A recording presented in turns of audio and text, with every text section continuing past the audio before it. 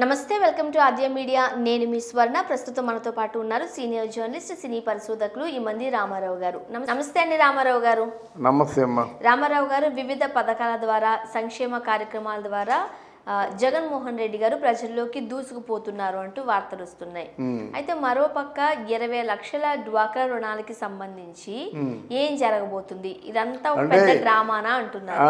అంటే 20 లక్షల వరకు డ్వాక్రా రుణాలు ఇస్తారని చెప్పారు. 20 లక్షలకి ఎలాగిస్తారమ్మా డ్వాక్రా రుణాలు? వాళ్ళు ఎంత చంద్రబాబు నాయుడు గారు టైంలో ఎలా ఇచ్చారు? ఇది అంతా ఉట్టిదేనమ్మా. ఆ టైంలో కూడా ఉట్టిదే అంటారా? అది పబ్లిసిటీ స్టంట్. 20 లక్షల రూపాయలు ఒక క్యాండిడేట్కి అప్పుగా ఇచ్చినట్లయితే అది వ్యాపారానికే కదా ఇస్తారు. వ్యాపారానికి ఇస్తే ఆ వ్యాపారంలో టర్న్ ఓవర్ ఎంత ఉండాలి? 20 లక్షలకు ఒక కనీసం 3 కోట్లు 4 కోట్లు టర్న్ ఓవర్ ఉంటే 20 లక్షలు ఇస్తారు, అంతే కదా. గవర్నమెంట్కి ఒక హామీ ఉండాలి కదా, వ్యాపారంలో ఇంత బాగా టర్న్ ఓవర్ చేస్తున్నాడు కనుక ఇస్తూ ఉండాలి కదా. మరి 4 కోట్ల టర్న్ ఓవర్ ఉన్నోడికేమో ఇదెందుకు బ్యాంకులే ఇస్తున్నాయి కదా.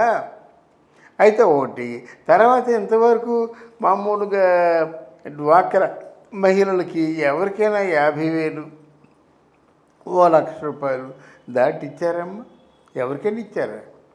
పోతే డ్వాక్రా మహిళలు అంటే ఎవరు? డ్వాక్రా మహిళలు అంటే మహిళల వైఎస్ఆర్సీపీ తాలూకు మహిళల.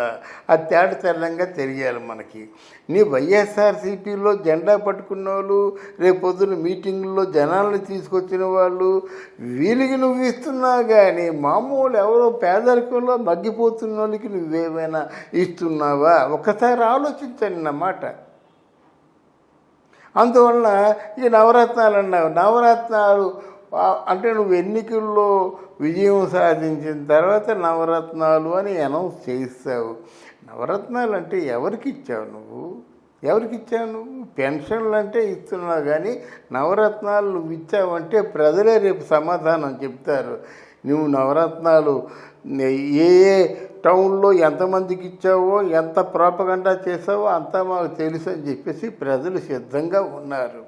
కనుక ఇవన్నీ అసలు నువ్వు చేయవలసిన పని మానేసి ఇవన్నీ పెట్టుకుంటావు ఎందుకు? నువ్వు చేయవలసిన పని ఏమిటంటే విద్య, వైద్యం. విద్య అటకెక్కిపోయింది. మామూలు గవర్నమెంట్ స్కూల్ని ఎత్తేస్తున్నారు. మీకు ఏదైనా స్థలం ఉంటే ఆ స్థలంలో స్కూల్ పెట్టుకొని మీరు టీచర్స్ని పెట్టుకుంటే పెర్మిషన్ ఇస్తుంది, అంతే. ఆ టీచర్స్కి జీతాలు మీరే ఇచ్చుకోవాలి. అంటే మనకి సమాజంలో అతి ప్రధానమైన అంశం ఏంటంటే విద్య. తర్వాత వైద్యం. వైద్యం అయిపోయింది కదా. ఆయన 108 ఆరోగ్యశ్రీ ఎవరికి ఇచ్చారు? ఆరోగ్యశ్రీ కొంతకాలం పనిచేస్తుందని, కొంతకాలం పనిచేయటం లేదని, కొంతకాలమో లిమిటెడ్ రోగాలకు మాత్రమే ఆరోగ్యశ్రీ వర్తిస్తుందని, అలా కాకుండా కొంతకాలం లిమిటెడ్ హాస్పిటల్స్కి మాత్రమే ఆరోగ్యశ్రీ వర్తిస్తుందని, ఇలాగా ఇన్ని ముప్పు తిప్పులు పెట్టేసి ప్రజల్ని నానాహింసలు పెట్టారన్నమాట. అసలు ఎవరమ్మా ప్రజల్లోకి వచ్చారు? ఎవరు ప్రజల్లోకి వచ్చారు? వచ్చిన ప్రజల్లోకి వచ్చిన ఆ కొడాలి నానో, రోజా, అనిల్ కుమార్ యాదవో, పేరు నానో, వీళ్ళు ఎంతసేపు చంద్రబాబు నాయుడు కొడుకుని తిట్టడానికి సరిపోయింది కదా ఈ 4 సంవత్సరాలు. ఎవరైనా ప్రజల గురించి ఒక మంచి మాట చెప్పారా? ఈ కొడాలి నాని ఉన్నట్టు ఉదయం లేచినట్టు ఇచ్చారు, అంతే. వేదవా 420 దొంగ నా కొడుకు, ఆ నా కొడుకు, ఆడమ్మ మొగుడు, ఈడమ్మ మొగుడు, వాడిని పూర్తిగా ఉరి తీయొద్దమ్మా. ఇదే రేపు పొద్దున ప్రజాస్వామ్యం ఏమైపోద్ది?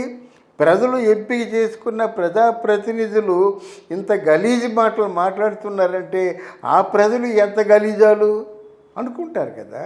You tell me your friends, I will tell about you అని మీ స్నేహితులు, మీ ఆత్మీయులు ఎవరో చెప్పు, నేను మీ గురించి చెప్తానని ఒక సామెత ఉంది. గనక ఇక్కడ ప్రజలకి సంక్షేమాన్ని చూసుకోకుండా, రాబోయే తరాలకి భరోసాగా పరిశ్రమలు స్థాపించకుండా ఇటు విద్యా వైద్యం అటకెక్కిపోయి, పంటలు అటుకెక్కిపోయి, రైతులకేమో దళిత బంధు కానీ ఇట్లాంటివి ఏమి లేకుండా మామూలు కేవలం 3.5 సంవత్సరాలు తాడేపల్లి ప్యాలెస్లో కూర్చున్నారు మహానుభావుడు జగన్మోహన్ రెడ్డి. తర్వాత రోడ్డు మీద దిగాడు.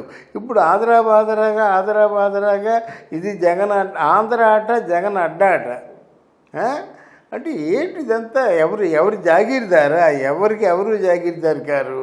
ఇండియాకేమో ఇండియా అంటే ఇందిరా అంటే ఇండియా అనుకున్నారు కదా. మరి ఇందిరా ఎంతకాలం ఉంది? ఆంధ్ర జగన్మోహన్ రెడ్డి తాలూకు జాగీర్దారా? నేను సంజీవ్ రెడ్డి కంటే, నువ్వు కాసు బ్రహ్మానంద రెడ్డి కంటే, నువ్వు జలగం వెంగళరావు కంటే, వీళ్ళందరికంటే, నువ్వు దామోదరం సంజీవయ్య కంటే, వీళ్ళందరికంటే గొప్ప నాయకుడివా? నువ్వు రాజశేఖర రెడ్డి కంటే, ఎన్టీఆర్ కంటే గొప్ప నాయకుడివా?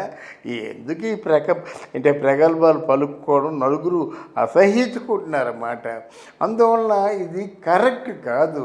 పథకాలని చెప్పడం 25 లక్షలు, 5 లక్షలు, 50 లక్షలు. ఎలాగొస్తాయి 50 లక్షలు? 5 లక్షల రూపాయలు ఇచ్చినట్టయితే 25 లక్షల రూపాయలు టర్న్ ఓవర్ అవుతాయి, కానీ 5 లక్షల రూపాయలు ఇవ్వు. ఎందుకంటే 5 లక్షల రూపాయలు ఇచ్చి వాడు కట్టకపోయినట్టయితే ఆ కంపెనీ సీజ్ చేస్తారు. అంటే ఏంటి, వర్త్ ఆఫ్ 20 lakhs ఉంటే కానీ 5 లక్షలు ఇవ్వరు అన్నమాట. అది వ్యాపార లక్షణం. ఎవరైనా అంతే, బ్యాంకులోనే అంతే. ఇప్పుడు గవర్నమెంట్ జేబులో డబ్బులు ఇవ్వటం లేదు కదమ్మా. ప్రజల డబ్బే అక్కడ ఉంటుంది. ఆ ప్రజల డబ్బునే సరఫరా చేస్తారు. లేదా ప్రజల కోసం ఖర్చు పెట్టవలసిన డబ్బు, కేంద్రం ఇచ్చిన డబ్బే అక్కడ ఉంటుంది. ఆ డబ్బుని ఇస్తుంటారు.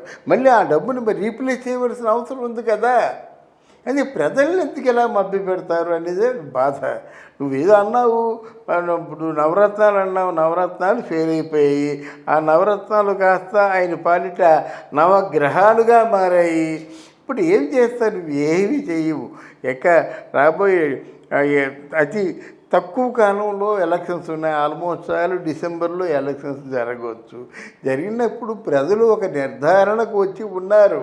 ఇప్పుడు మీరు అడిగితే మీకు ఓటేస్తానని చెప్పొచ్చు, నేను అడిగితే నాకు ఓటేస్తానని చెప్పొచ్చు, కానీ ప్రజల మైండ్లో ఒకటి ఉంది. ఆ మైండ్లో ఉన్నదాని ప్రకారమే ఓటేస్తారు. అంటే మీరు చేసిన పని మంచి పనా చెడ్డ పనా, ప్రజలకు ఉపయోగపడా కాదా అన్నది రేపొద్దున మీ విజయం చెప్పేస్తుంది. అది రైట్. అంటే ఇప్పుడు జగన్మోహన్ రెడ్డి గారు అమ్మ ఒడి అనో లేకపోతే ప్రతి ఒక్కరి దాంట్లోకి నేరుగా సొంత ఖాతాల్లోకే డబ్బులు వేయడం జరుగుతోంది. ఇక్కడ మీడియేటర్లు, బ్రోకరేజ్లు ఎవరు లేరు.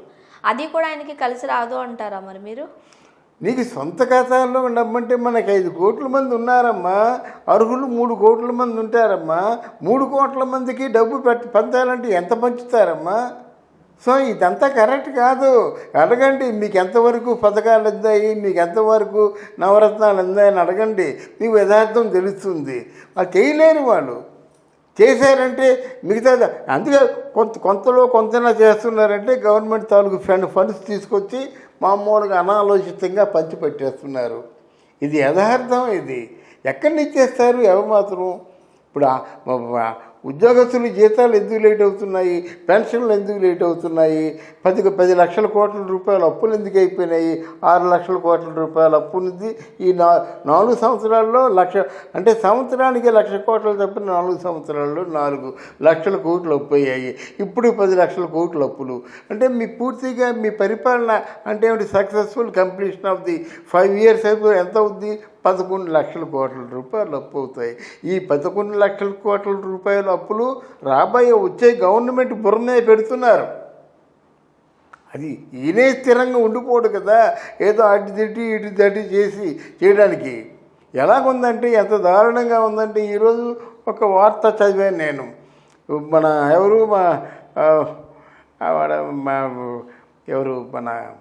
రాజశేఖర రెడ్డి కూతురు చెల్లి ఉంది కదా, వినీలారెడ్డి ఎవరు పేరు, విమలారెడ్డి. విమలారెడ్డి ఎందుకు ఈ సాక్ష్యం పలికిందంటే, అక్కడ ఋషికొండలో 5 ఎకరాల స్థలం ఇస్తున్నారట.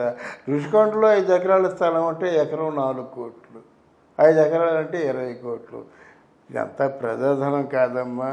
అంటే మీరు పనిచేసుకుంటారా? మీ కుటుంబం అంతా పనిచేసుకుంటారా? అంటే ప్రభుత్వ ఆస్తులు, జాతీయ ఆస్తులు అందరూ మీ కుటుంబంలో పనిచేసుకుంటే భావి తరాల వారికి ఏమి ఇస్తారు? రేపు పొద్దున్న ఏదైనా కష్టాల్లో ఉన్నట్టయితే అప్పుడు తీసుకోవాల్సిన యాక్షన్ ఇప్పుడు తీసుకుంటే ఎంత అన్యాయం అమ్మా. ఇది ప్రజలే ఆలోచిస్తారు. థ్యాంక్ యూ సో మచ్ అండి. నమస్తే అమ్మా.